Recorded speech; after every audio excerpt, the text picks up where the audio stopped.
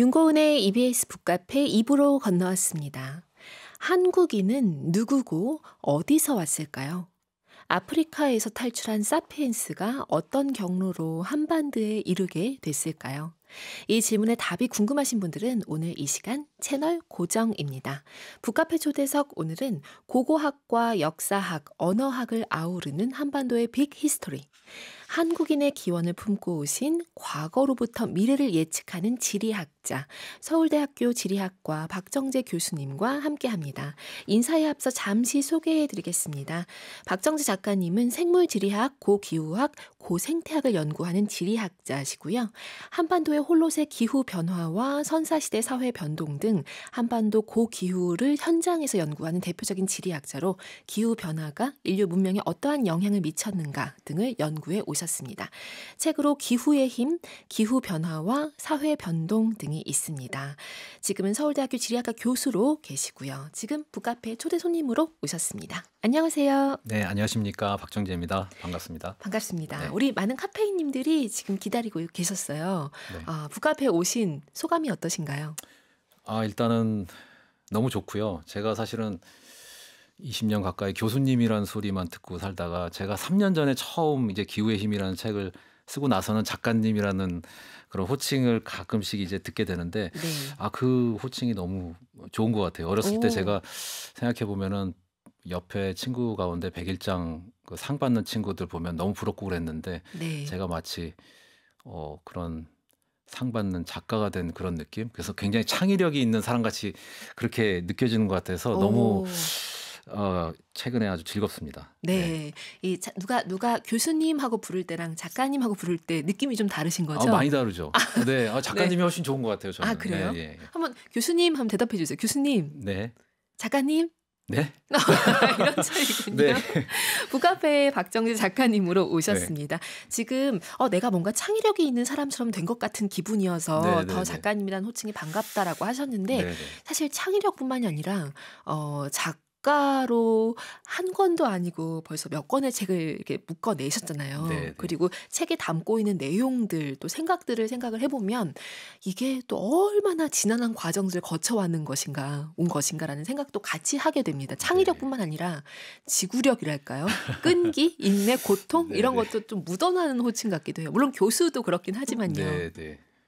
맞습니다. 네. 네. 그래서 저도 사실은 처음에 제가 이제 공부를 시작한 거는 생물지리학으로 시작을 해가지고 생물지리학을 공부하겠다 해서 유학을 가서 거기서 이 생물의 분포 그다음에 그런 분포가 왜 그런 형태로 나타나는지 가령 네. 왜 어느 지역에서는 참나무가 많이 살고 어느 지역에서는 소나무가 많이 살고 어느 지역에서는 코끼리가 사는데 어느 지역에서는 백곰이 사는가 이런 거 연구하는 게 생물지리학이거든요. 네. 네, 간단하게 말씀을 드리면 그런데 이제 결국은 생물의 분포라는 거는 뭔가 기후 변화에 영향을 받을 때가 많았기 때문에 기후가 변할 때마다 생물이 이제 자기가 잘 살 수 있는 그런 지역을 찾아서 막 움직이면서 지금의 네. 이제 각 동물과 식물의 분포가 결정이 된 건데 그런 그런 연구를 이제 생물지리학을 연구하다 보니까 과거의 기후 변화에 관심을 갖게 됐고요. 네. 그다음에 또 생물지리학의 한 파트가 이제 농작물의 이동과 전파거든요. 네. 그래서 농작물도 식물이기 때문에 이런 쌀이나 밀이나 보리나 이런 것들이 어디서부터 기원이 돼가지고 어떠한 경로를 통해서 전 세계로 퍼져 나갔는가 이런 연구를 하다 보니까 이게 결국은 농작물의 전파는 사람의 이동하고 또 관련이 있습니다. 사람이 그렇죠. 이제 농작물을 들고 이제 다른 지역으로 가서 농경 기술도 전파해주고 그렇죠. 그러는 거니까요. 그렇게 이제 인간의 이동에 대해서 관심을 갖다 보니까 우리나라 한국인의 형성 과정이나 기원 이런 것들도 내가 좀 공부를 해볼 수 있겠는데 연구를 해볼 수 있겠는데 이런 생각을 갖게 됐고 마침 또 최근에 중국, 일본 이런 데서 과거 그런 인골의 유전체 분석 결과가 많이 쏟아져 네. 나왔거든요. 최근 5년간. 그다음에 또 제가 하는 거는 이제 고기후학 과거의 기후 변화 연구인데 그러한 기후 변화 자료들도 굉장히 디테일하게 많이 나왔습니다. 최근에. 그리고 고고학 연구들 분석 결과도 많이 축적이 됐고요. 그래서 네. 그거를 다 결합을 해 보니까 뭔가 한국인의 형성 과정에서 기후 변화가 굉장히 중요한 역할을 했다는 것을 알았고 그거를 이제 책으로 엮어야겠다 이런 생각이 들어서 책으로 썼으니까 이게 거의 제가 20년 전 그 미국 유학 시절부터 지금까지 아주 지난하고 오랜 기간에 걸쳐서 제가 막 생각을 하고 분석을 하고 이렇게 상상을 하면서 지금의 이런 책으로 결실을 맺지 않았나 이런 생각을 해봅니다. 어찌 네. 보면 농작물의 이동 과정 얘기하셨고 지금 네, 네. 인류의 이동 과정 얘기를 하셨지만 네, 네. 이 책이 한 권의 책으로 묶이기까지 이동 과정 또한 그쵸 20여 년 전부터 네, 쭉 네, 네. 이어진 것이죠. 네, 그 과정을 네. 얘기를 해주셨는데 네. 너무 놀랍습니다. 이렇게 책으로 엮고 또 연구 과정에서 한국인의 기원이 무엇인지, 한국인이란 어떤 존재들인지 조금 더 이제 타인에게 전달할 수 있을 정도로 체계적으로 또 접근을 하신 거잖아요. 네, 네. 그런 과정에서 또 새로운 발견들도 많이 하셨을 것 같고 특히 요즘에 이게 바로 한국인이구나, 한국인들만의 특성이야라고 느껴지는 어떤 기사들이 좀 많이 있기도 하잖아요. 네, 네, 네. 그런 것들 보시면서는 또 어떤 생각하시는지 좀 궁금하기도 하고요. 그런 거를 제가 이제 말씀드리긴 좀 어렵긴 한데 최근에 네. 이제 그 시위 뭐 이제 K 시위 이렇게 붙기도 예, 했잖아요. 예, 예. 그거를 제가 한번 한 2, 3주 전인가 1, 2주 전인가 한번 가서 본 네. 적이 있는데요.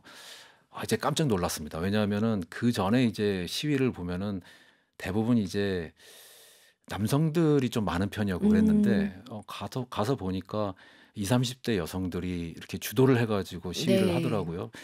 근데 과거에는 좀 보고 있으면 약간 불안한 느낌이 들었는데 지금은 굉장히 안정감이 느껴지고 재밌고 쾌활해서 네. 이게 사실은 뭐 계속 있고 싶어지는 그런 느낌을 받았어요. 제가 뭐 이렇게 시위를 열심히 하는 사람은 아니었는데 네. 가서 보니까 그런 분위기가 이게 전달이 되면서 이게 뭔가 확실히 이런 시위 문화도 점점 개선이 되고 있구나 이런 느낌을 받았고 우리 민족이라는 저는 민족이란 말을 별로 좋아하지는 않습니다만 네. 우리 한국 사람 이 한국인이라는 집단이 어떻게 보면은 제 연구 결과에 근거해서 말씀을 드리면은 굉장히 다양한 그런 어려움에 처했었는데 지금까지 오면서 네. 그거를 다 극복을 하고 오히려 그런 어려움을 그 기회로 삼아 가지고 문화의 발전을 이루고 지금까지 이제 이런 한국이라는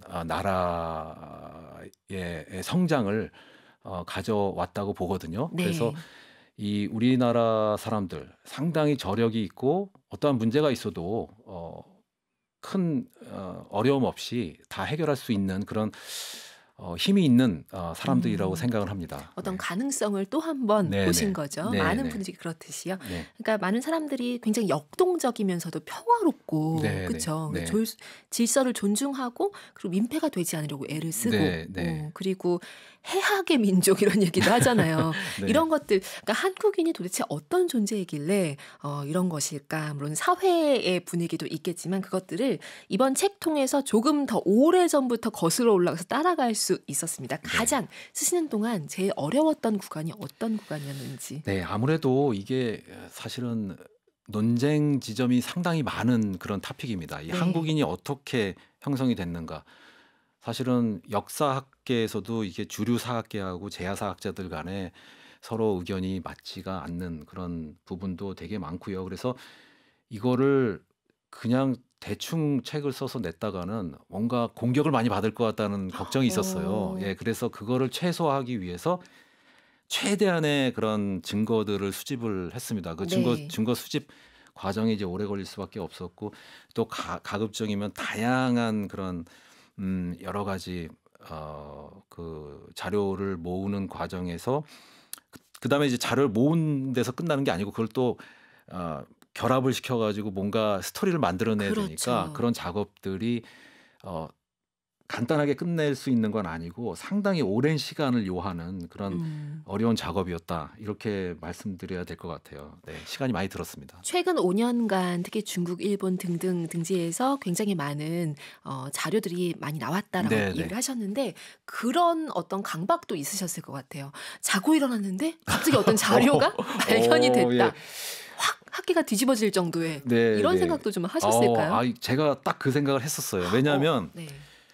이 주변에 이제 저랑 비슷한 생각을 갖고 있는 사람이 또 비슷한 책을 쓰려고 하지 않을까 이런 생각을 항상 갖고 있었거든요. 그래서 제가 이제 빨리 쓰면서 그다음에 자료 최대한 지금까지 나온 거 다 모아가지고 그걸 종합을 해가지고 빨리 내야겠다 이런 생각을 계속 했습니다. 왜냐하면 다른 사람이 써버릴 수도 있잖아요. 그렇죠. 네, 왜냐하면 이런 그렇죠. 책은 한 번도 나온 적이 없기 때문에 나오면은 뭐 책이 뭐 많이 팔리건 적게 팔리건 그게 중요한 게 아니고 뭔가 확실히 사회에 큰 반향을 일으킬 가능성이 그렇죠. 있다. 한 획을 굵게 예, 그런 거니까. 그래서 그런지 신문에서는 굉장히 이제 대서특필하고 네.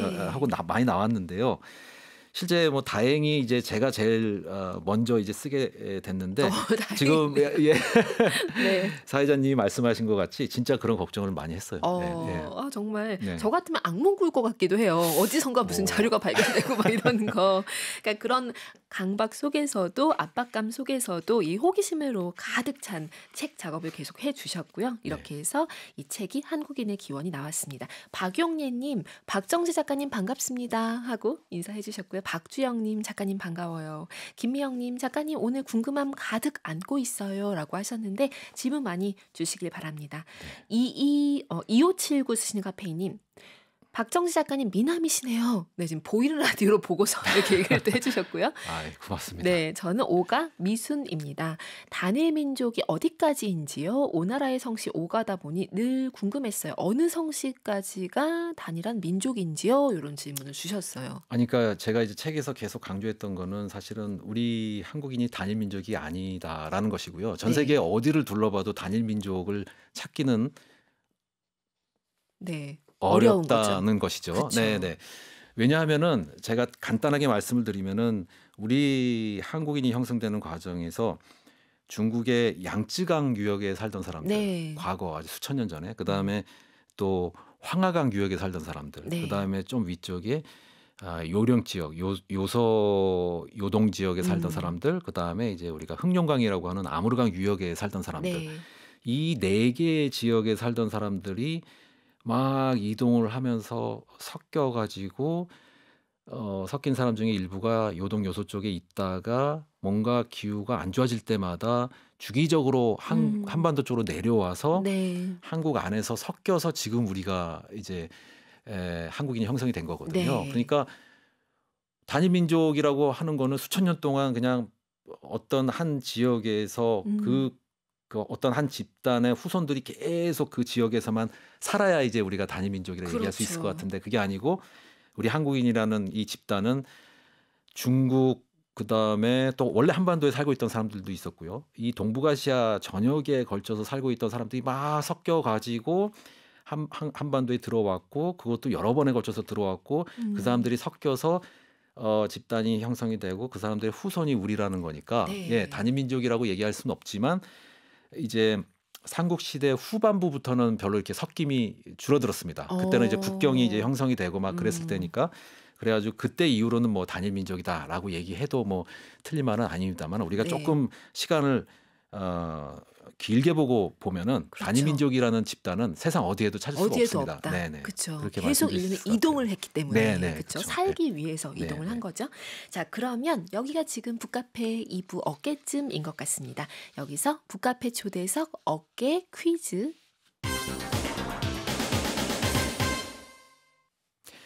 어깨 퀴즈. 오늘 문제입니다. 해의 빛이 사라졌다가 사흘 후 다시 밝아졌다. 해에 이것이 보였는데 크기는 계란만 했다. 고려사와 조선왕조 실록에도 이것에 관한 기록이 나오는데요. 이것의 수는 기후변화에도 영향을 미칩니다. 태양 표면에서 강한 자기 활동으로 대류 활동이 방해를 받아 주변보다 온도가 낮아 표면이 검게 보이는 영역을 무슨 점이라고 할까요? 어려울까요? 이 글자 수라도 힌트를 좀 주시면 어떨까요? 네, 말 그대로 검은 점입니다. 검은 점. 네. 글자 수는요? 두 글자입니다. 두 글자. 검은 점을 두 글자로. 그러니까 태양의 검은 점 두 글자로 무엇이라고 하는가. 네, 지금 박정지 작가님 갑자기 좀 교수님 표정이 나오신 것 같았어요. 네. 이렇게까지 힌트를 이런 생각을 좀 하신 것 같은데. 네, 이거 너무 무시하는 것 같은데. 아니에요. 우리 카페인님들은 즐겁게 정답 네. 혹은 창의적인 오답 보내주실 겁니다. 음악을 듣고 가겠습니다. 음악도 가지고 오셨죠? 네. 사실은 제가 음악을 잘 안 듣습니다. 근데 제 늦둥이 막내 이제 초등학교 5학년인데 그 초등학교 5학년 제 막내 아들이 세 곡을 추천해 줬는데 그중에 첫 번째 처음 곡이 We Are Young이라는 그 미국의 펀이라는 네. 밴드가 부른 노래인데 그 우리나라 리바운드 영화 OST에 수록이 돼가지고 많은 인기를 끌었다고 하더라고요. 제가 최근에 들었는데 너무너무 좋더라고요. 그래서 오늘 가져왔습니다. 네. 이렇게 음악 배달을 해오셨습니다. 오늘 막내 아들의 플레이리스트 공개합니다. 자넬모네가 함께한 곡 듣고 갈게요. 윤고은의 EBS 북카페와 함께하고 계십니다. 오늘은 아프리카에서 한반도까지 기후가 만든 한국인의 역사, 바다출판사에서 펴낸 한국인의 기원의 저자 박정재 작가님과 함께하고 있습니다. 퀴즈 정답도 많이 오고 있고요. 방향숙님 깨점 이라고 하셨어요. 네. 깨점. 그리고 네, 깨점. 3068 쓰시는 카페이님 몽고반점. 네, 이렇게 얘기하시기도 했고요. 네. 6035 쓰시는 카페이님 태양기미라고 하셨습니다. 기미. 그리고 8572 쓰시는 카페이님 음악 좋아요. 아드님 안목 최고예요. 세 곡 모두 캡처했어요. 라고 선곡표에서 벌써 보시고 네, 꼭 전달이 됐으면 좋겠습니다. 자, 한국인 단일민족 아니었고 지구상 어디에도 이제 단일민족이라고 부를 만한 민족은 없다라고 얘기를 하셨는데 그렇다면 한국, 한반도가 그렇게 인기 있는 땅이 아니었음을 이 책을 통해서 확인할 수가 있었는데 거기로 어떻게 해서 그러면 사람들이 몰려오기 시작했는지. 그러니까 이제 사실은 수렵채집민이나 농경민이나 사실 이렇게 평평한 땅을 선호를 하죠. 네. 근데 우리나라는 산지가 이제 70% 정도가 되고 그쵸. 또 과거 이제 우리가 흔히 빙기라고 부르는 시기는 또 대기 온도가 낮아가지고 지구상에 빙하가 많다 보니까 해수면이 낮았거든요. 네. 그러다 보니까 해수면이 낮으니까 한반도는 더 산이 더 높아진 거죠. 네. 그래가지고 한반도는 사실 인기 있는 땅은 아니었고 인기 있는 땅은 주로 이제 빙기 때는 그 서해가 다 육지로 드러나 있었거든요. 그래서 제가 서해 평야라고 표현을 하는데 그 육지로 드러난 그 서해 그 땅이 이제 인기가 많았고 또 그 위쪽에 만주 연해주 네. 이런 땅이 이제 평지니까 인기가 많았는데 이제 한반도로 사람이 들어올 때는 보통 만주 연해주 쪽에 있던 사람들이 갑자기 이제 온도가 떨어지고 추워졌을 때 아니면 굉장히 건조해졌을 때 그러니까 만주 연해주 요동 요소 이쪽에 북쪽에 있는 사람들이죠. 네. 이 사람들이 그럴 때마다 기후의 그런 악화를 피해서 남쪽으로 내려오는데 이 사람들이 원래 남쪽으로 내려왔을 때 가고 싶은 곳은 황하 유역 쪽이거든요. 그쪽이 넓으니까. 근데 이제 그쪽은 기존에 살고 있는 사람들도 많고 그러니까 이제 사람이 좀 없는 데로 경쟁이 좀 덜한 곳으로 가자 해가지고 이제 가다가 일부가 빠져나와가지고 한반도 쪽으로 들어온 것 같아요. 그런 과정을 이제 여러 번 거쳐가지고 또 한반도 내에 원래 있던 사람들하고 이제 섞이고 그래서 한국인이 형성이 됐다. 저는 그렇게 보고 있습니다. 그러니까 이 경쟁자가 별로 없는 그렇죠. 내 책에는 기회의 땅이라고 표현을 해주셨어요. 그렇죠. 그래서 기회의 땅이죠. 그런 한반도였습니다. 그러니까 기후가 출렁거린다는 표현도 쓰셨는데 출렁거릴 때마다 계속 인구가 뒤섞이고 그렇죠. 하게 된 거죠. 우리나라만 그런 게 한반도만 그런 게 아니고요. 전 세계가 다 그랬습니다. 그래서 기후가 안정적일 때는 이렇게 이동이 덜 하다가 그다음에 기후가 안 좋아지면 막 이동을 해가지고 섞이고 그 과정에서 문화도 전달이 되고 문화가 전파가 되고 이런 과정들이 이어졌죠. 이 책을 쓰시고서 주변의 반응을 접하셨을 때 그러니까 전문적인 전공하거나 전문적인 연구자들이 아니어도 일반 그 대중 독자분들의 호기심이 이렇게 컸구나라는 걸 좀 만나신 적이 되게 많을 것 같아요.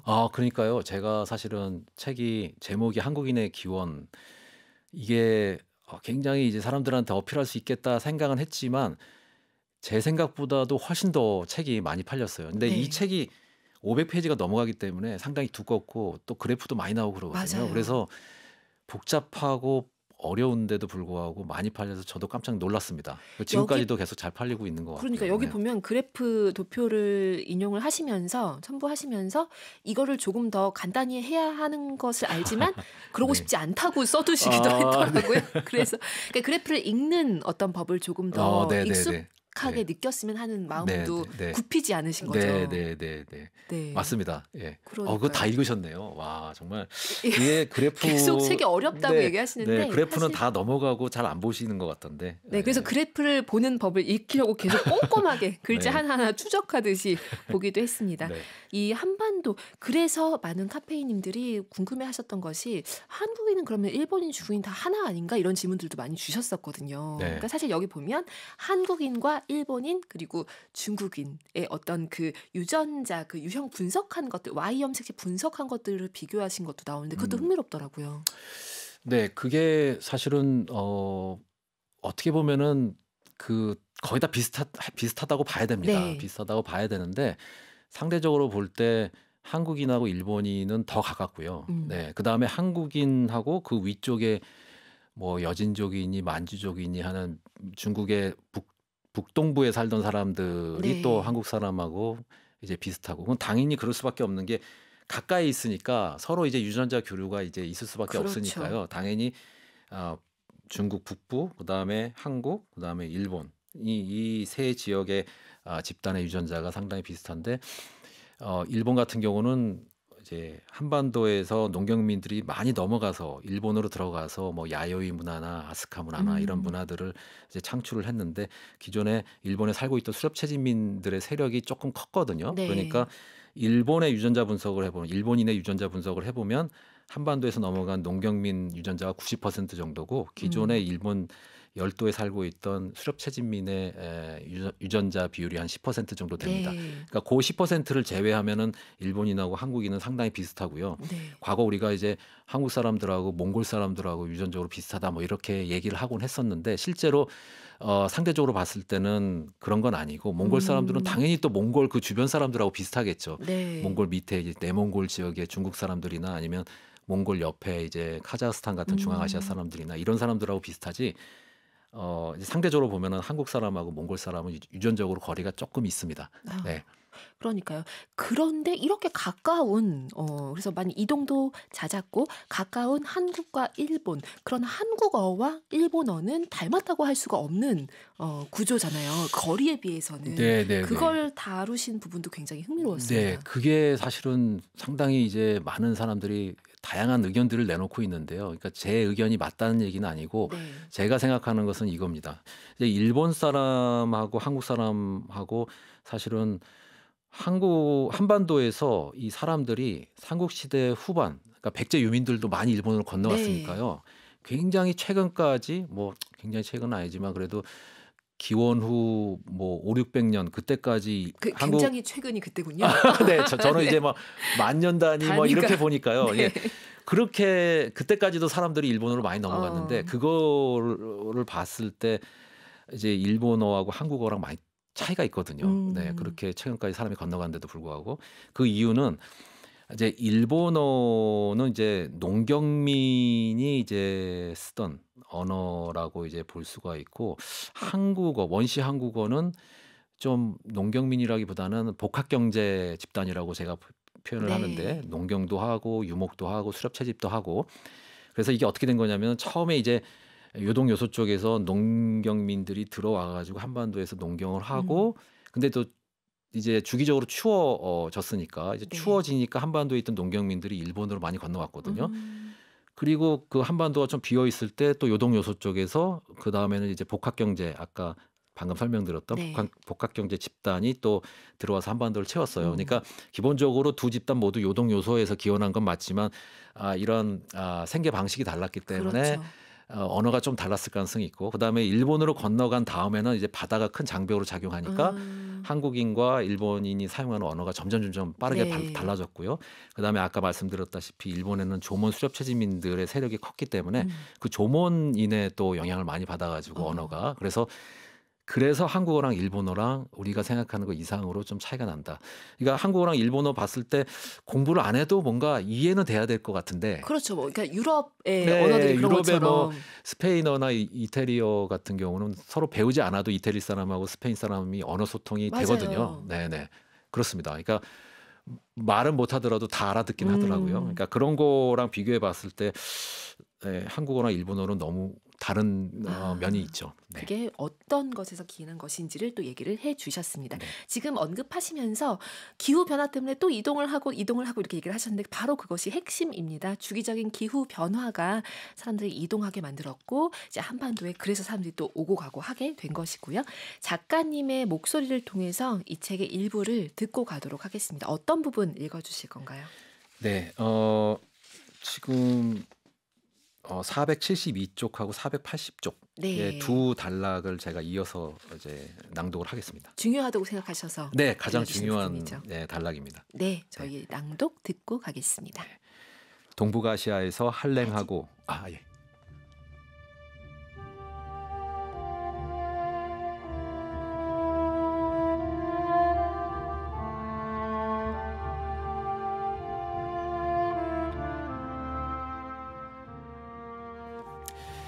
동북아시아에서 한랭하고 건조한 기운이 돌 때면 한반도에는 북쪽에서 내려온 기후 난민으로 북적거렸다.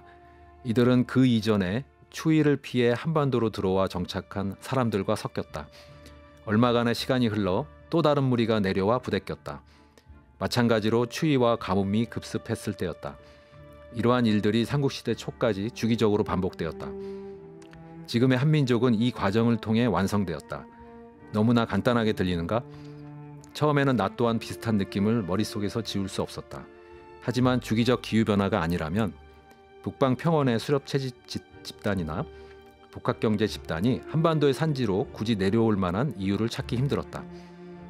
물론 한반도와 주변 지역의 국가들이 통치 체제를 어느 정도 완성한 후에는 기후와 관계없이 순수하게 정치 사회적인 요소가 이주를 촉발하기도 했을 것이다. 그러나 그 이전에는 기후변화가 대규모 이동에 어떠한 식으로든 영향을 미쳤을 것이라 생각한다. 과거 우리 조상들은 주기적으로 찾아온 기후위기를 슬기롭게 헤쳐나갔다. 그래서 우리가 현재 남부럽지 않은 나라에서 안정적인 사회를 이루며 살고 있는지도 모른다. 그렇다면 우리 후손의 미래 또한 우리가 지금의 기후위기에 얼마나 잘 대처하느냐에 달려있지 않을까? 동북아시아 도처에서 이동하며 한반도로 모인 사람들은 모두 기후변화에 크게 휘둘리는 삶을 살았다. 수천 년 동안 비슷한 위기 상황이 반복되었지만 사람들은 이를 숙명으로 받아들이고 이겨내려 애썼다. 장구한 시간 동안 한반도에서 인간 집단이 거둔 성과는 엄혹한 기후변화를 결국에는 극복했기에 가능한 일이었다. 그러나 미래의 기후위기는 과거와는 차원이 다를 것이다. 지구온난화의 현 추세를 보면 알 수 있다. 이제 인류 사회의 지속 여부는 기후위기에 올바른 대응에 달려있다고 해도 과언이 아니다. 미래의 한국 사회는 특히 더 그럴 것 같다는 예감이 드는데 이는 단지 필자가 유독 한국인은 홀로세의 기후변화에 의해 빚어졌다라는 가설을 신봉하기 때문일까?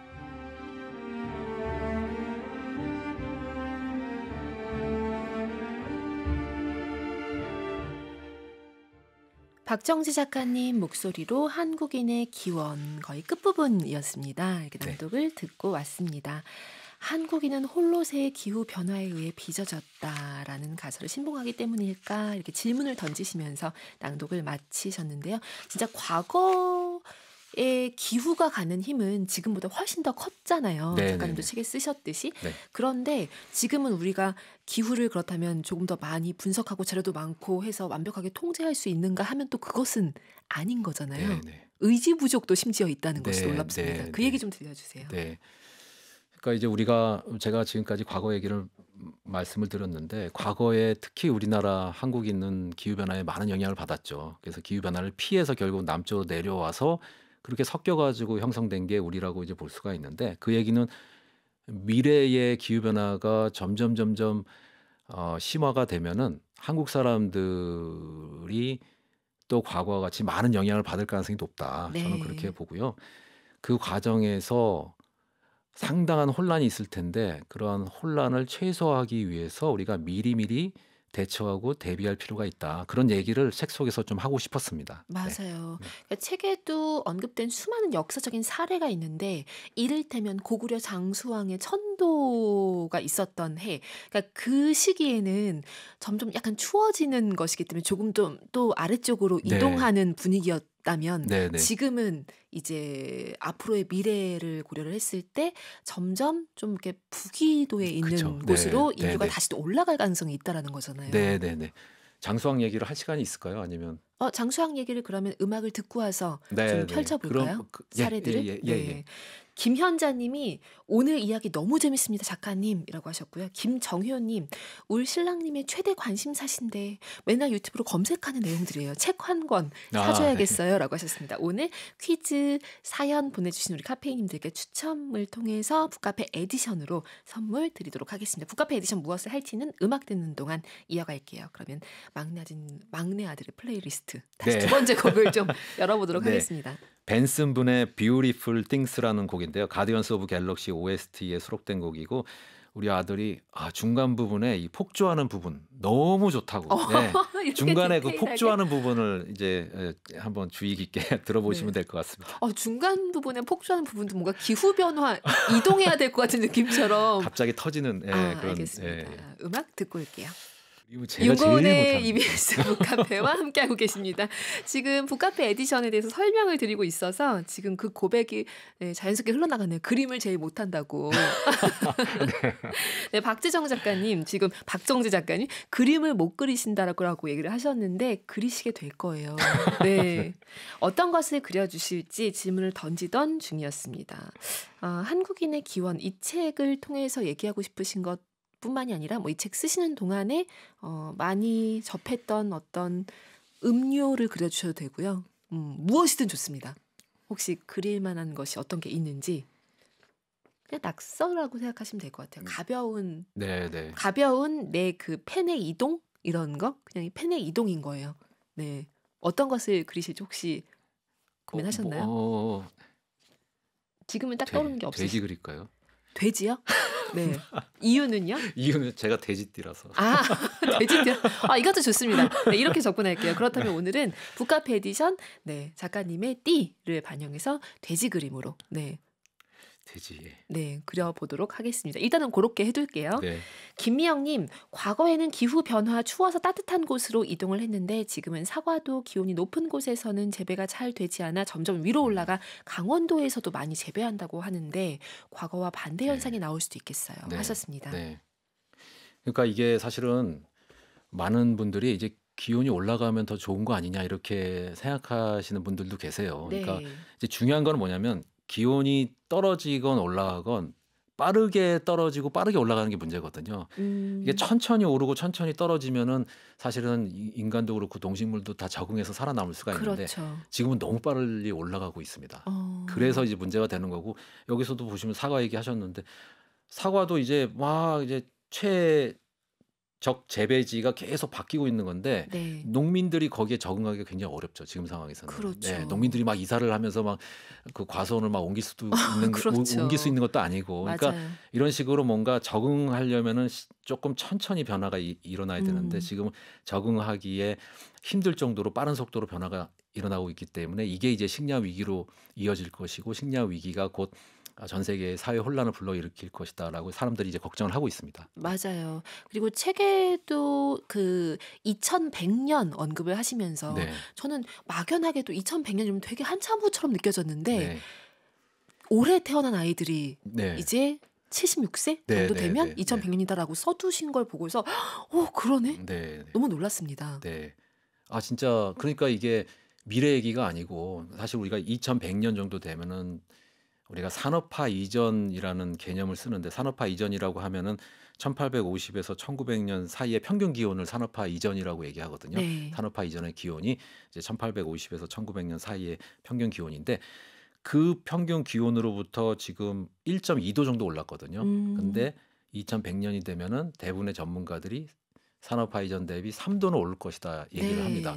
그럼 지금보다도 1.8도 정도가 더 오르는 거죠. 그러니까 지금 1.2도 올랐는데도 엄청나게 많은 기상이변과 자연재해가 일어나고 있고 전 세계적으로 막 피해를 입고 있는 사람들이 이제 우리가 언론이나 뭐 TV 화면에서 많이 볼 수가 있는데 만약에 1.8도가 여기서부터 더 올라가게 되면은 훨씬 더 심한 그런 피해가 있을 거고요. 근데 그게 2100년이라고 하면 먼 미래 같지만 그렇게 먼 미래가 아니라는 것이죠. 그렇죠. 계산해 보면 76세. 그러니까 제 아들이 제 아들도 영향을 받을 수가 있고 오래 살면 그렇죠. 그다음에 그렇죠.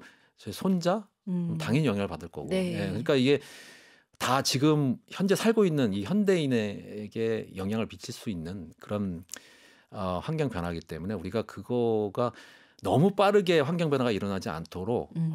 미리미리 대처를 잘 해야 되고 이제 탄소 배출량도 감축을 해야 되고 여러 가지 조치를 취해야 된다. 그런 네. 말씀 드리고 싶어요. 네. 그러니까요. 기후 변화에 의해서 사람들이 계속 움직였던 것은 지금 이 책을 통해서 보면 진짜 아프리카에서 떠난 사피엔스 시절부터 네, 네, 그때부터 네. 그냥 쭉 있어 왔던 자연스러운 일이긴 한데 네.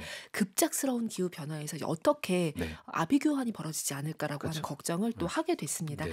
아까 언급했었던 그 고구려 장수왕 시절 그때는 수도를 옮기는 거 네. 여기에도 기후 변화가 영향을 끼쳤다는 네. 거잖아요. 그게 이제 어 이제 역사학자들이 사실은 다른 가설을 갖고 있었는데요. 지금까지는 이제 국내성이라는 곳이 굉장히 협소했습니다. 당시 고구려가 엄청난 네. 대국이었는데 그 대국의 수도로 기능하기에는 너무 협소해서 장수왕이 국내성보다는 좀 넓은 지역으로 가자 해가지고 평양으로 옮겼다 이런 가설이 하나 있었고요. 그쵸. 그다음에 또 다른 가설은 국내성에 오래 있다 보니까 이제 귀족의 힘이 강성해지면서 그 귀족의 힘을 약화시키기 위해서 견제하기 위해서 평양으로 음. 내려왔다 이런 가설도 있었고 네.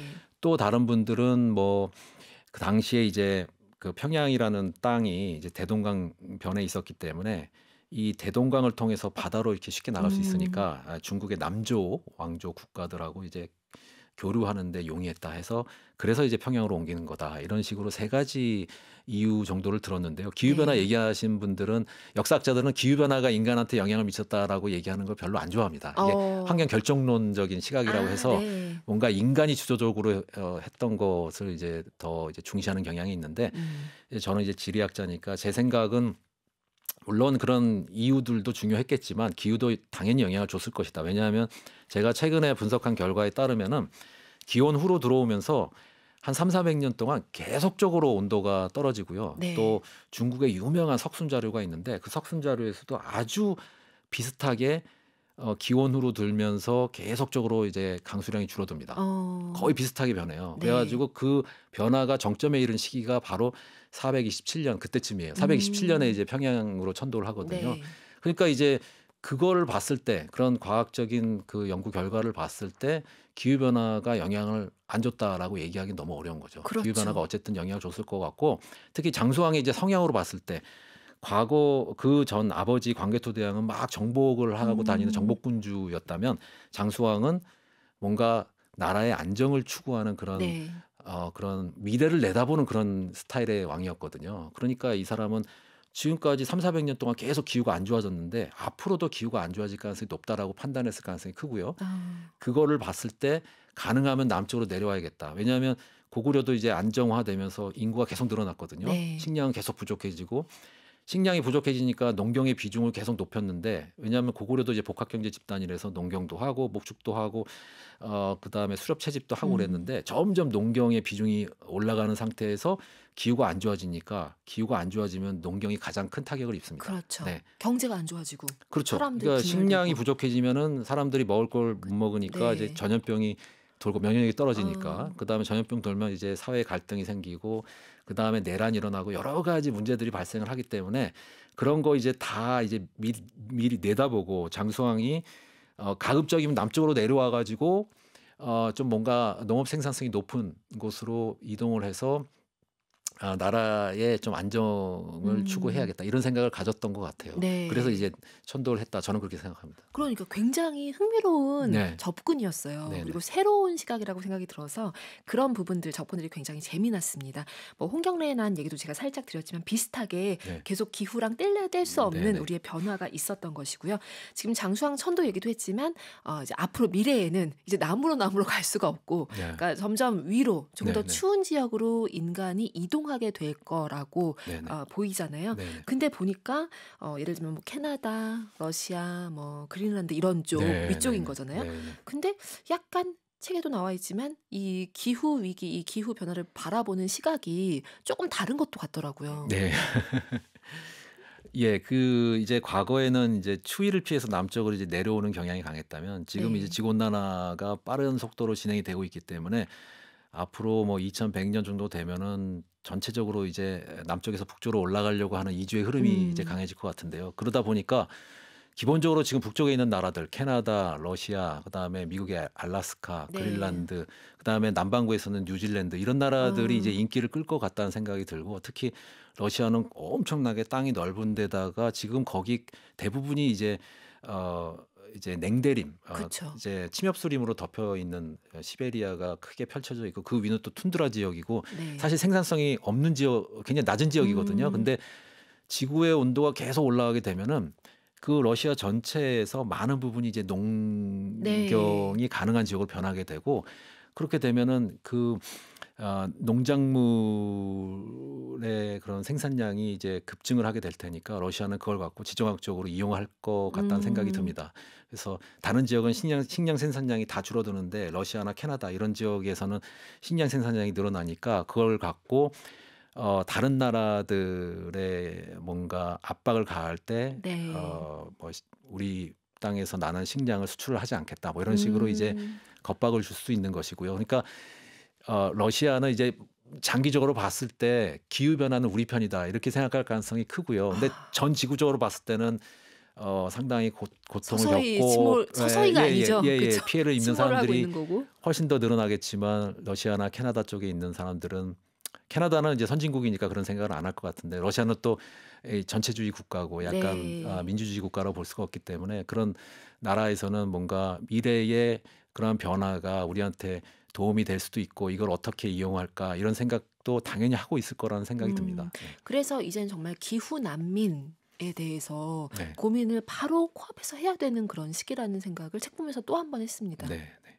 어떤 호주의 사례 같은 경우도 네. 굉장히 네. 놀라웠거든요. 그래서 그래서 최근에 저도 이제 책에서 언급을 했지만 그 태평양에 많은 섬들이 지금 네. 가라앉고 있죠. 예. 가라앉다기보다는 해수면이 올라가니까 섬이 이제 바다에 침수 피해를 많이 입고 살 수 있는 공간이 줄어들면서 섬 지역 주민들이 이제 투발루나 음. 또 뭐 많이 이제 우리나라 사람들 신혼여행 갔던 몰디브 저도 거기로 네. 신혼여행을 갔었는데 아.